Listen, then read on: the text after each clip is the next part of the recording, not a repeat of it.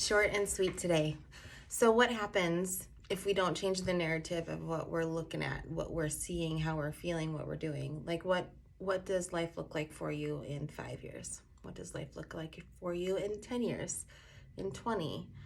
As you're a grandparent, as you're an aunt or uncle, as you're a business, like a boss or a leader of a nonprofit, or you're trying to create a change in a movement, but yet we're on this Ferris wheel that I talked about yesterday, or we're on this roller coaster of ups and downs. And like I've talked about this before too, but I don't believe that we're ever gonna like get completely free of those, but how we react is the biggest thing.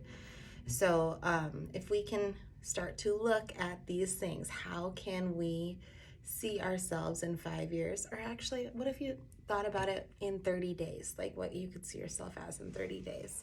Is it possible? Can that happen? Can you feel those joys? Can you feel those present moments? Can you be there for that kiddo that's trying to communicate something to you and you maybe weren't present enough to hear it? I get that a lot here in practice because we see kids, and there's this little boy named Jace, and my brother's name is Jace, so it kind of connects a little bit. But this kid is like a deep thinker, and you can tell he comes out from school or comes in from school, and he just had a whirlwind of things around him. He's an he's an emotionally intelligent kid. He knows what he's feeling, and he's not scared to say what he's feeling, but it's tough for people to hear him because he's so intellectual that way.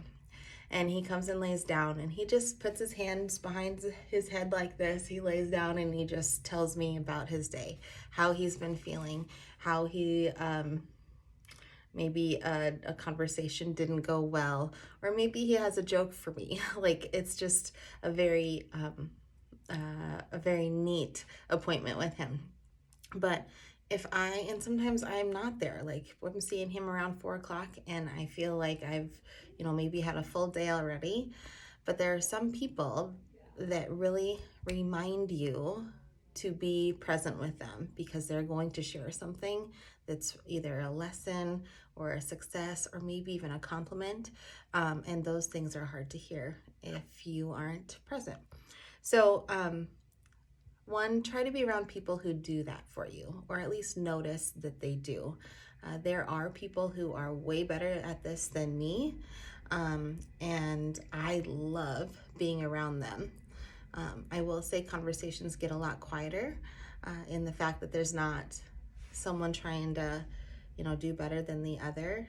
We'll get into people a little bit more in boundaries and things like that later, but when you're with somebody like this, they are good listeners, and they're present with you where you can share your story. But this is your opportunity to be present with them. And first off, it might knock them back, like, oh, wow, like they actually want to know more about me.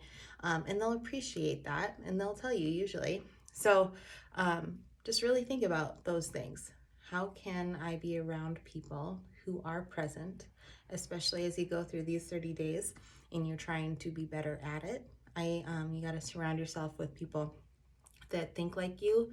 You're the average. I'm sure a lot of you have heard this, but you are the average of the 5 people that you hang out with the most. So,